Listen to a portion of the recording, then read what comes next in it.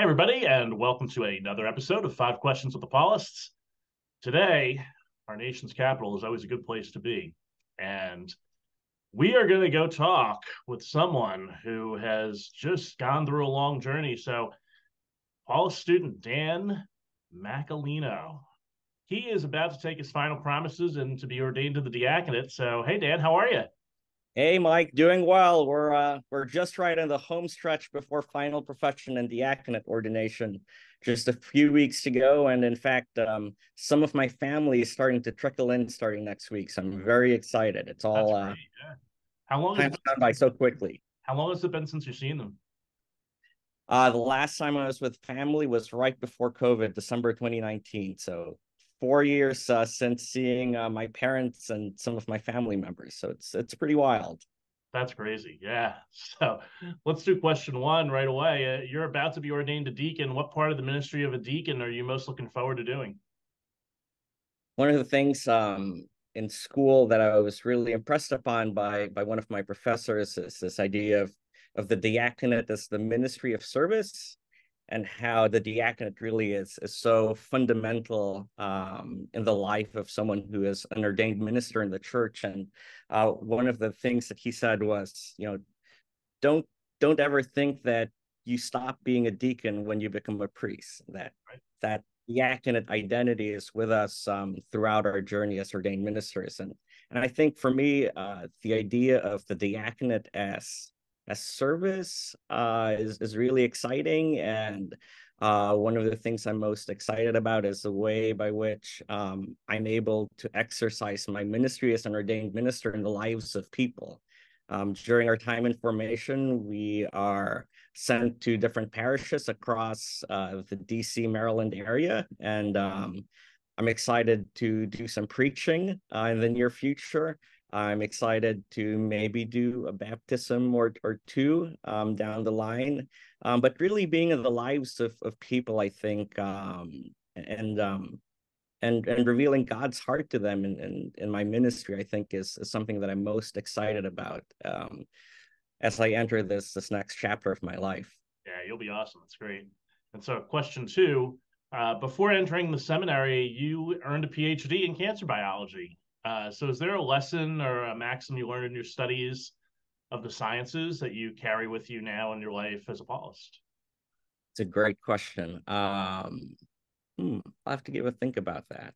Um, I think for me, one big lesson in my 6, 7 years studying for my PhD was the lesson of always be curious. And I think in the life sciences, there's a way by which, to do good work, one has to always be curious about things you observe, things you see.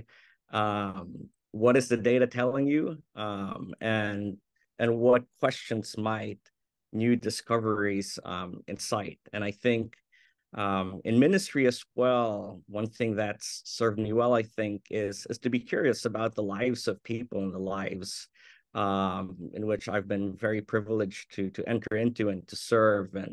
And so to be curious about who it is that I'm serving, how it is that the Holy Spirit is asking me to enter into ministry and into service, and how God is working in our world today. And so curiosity, I think, is a big part of my life as a scientist. I think it's a big part of my life as someone entering into ministry as well.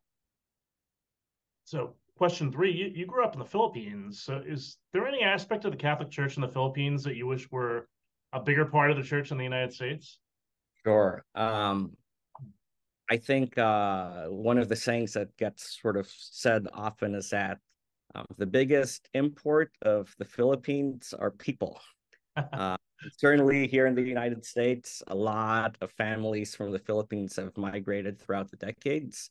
And one big gift of that is that they bring their Catholic faith, their Catholic traditions with them. I'm thinking of Old St. Mary's in Chicago, for example, where we have a pretty big Filipino demographic in our parish. And one of the things they do every year is a tradition that's very dear to my heart, Simbang Gabi, which you may have heard, Mike. It's this novena leading up to Christmas of historically very early masses, because these were masses that farmers would attend before tending to their crops. And it's a wonderful novena it's a fiesta as well. So it's kind of in Advent, but we're already anticipating Christmas. And so that tradition is here, and in many parishes across the United States, that tradition is held. Some other traditions, there's just a big emphasis on community in terms of the Catholic faith in the Philippines. And each parish will have a patron saint and a huge celebration celebrating those fiestas. And I think we can do a little better of celebrating patrons here in the United States. But yeah, I think I'm very heartened that in many ways, a lot of traditions that come from my Catholic faith back home in the Philippines have been imported because of all the wonderful people who continue to be in church and to be active in church, who've migrated from the Philippines. Very cool. And so, question four: if you had to describe the Paulist Fathers to someone with no pre-existing knowledge of priests or religious life, or even the Catholic Church, how would you describe the Paulists to them? I think one of the best descriptors of Paulists, and certainly this has been my experience discerning religious life even before entering the community, is that the Paulists have always been companions on the journey of life.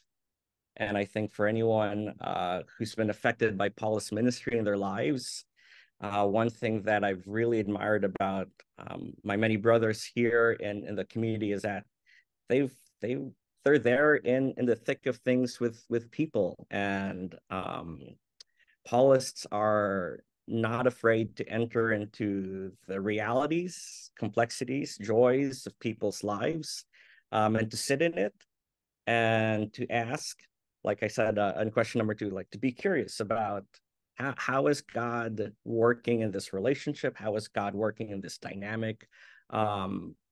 What next step are we asking to walk towards as brothers and sisters in faith? And for me, Paulists have always been companions and friends. And I think the people of God see that in Paulists when Paulists do their ministry.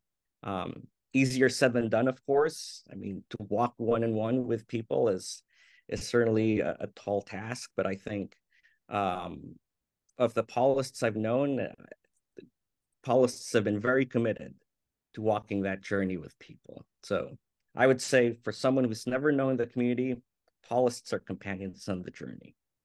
Indeed. And finally, question five. You're on a desert island. You have the scriptures with you already. So what's one other book or piece of music that you'd like to have with you?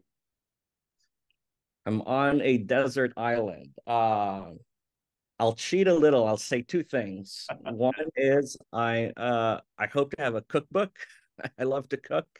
And so I think on a desert island alone, I'd love a little variety and things to eat and things to do with ingredients you find. So a good cookbook probably would be one. And the second would be this would be quite a fancy desert island, but I hope there would be a piano on it. I love to play the piano. And I'd probably bring a piano, but to play some tunes to keep me entertained while waiting for rescue. I'm hoping for rescue. So those are the two things. I don't think anybody's ever answered with a cookbook before, so that's interesting. My favorite answer for this was someone said, I'd like to bring a book that said how to survive on a desert island. Very good choice. Very Absolutely. good. Hey Dan, this has been really great, and congratulations on heading toward final promises and toward your ordination to the diaconate. We're really proud of you, and we're really glad that you're continuing on this journey. Thanks, Mike. I really appreciate that, and please keep us in your prayers. I will, of course. And so this has been Five Questions with Paulist Fathers. He is Dan Macalinao, and I am Mike Hayes, and we'll see you all again next time.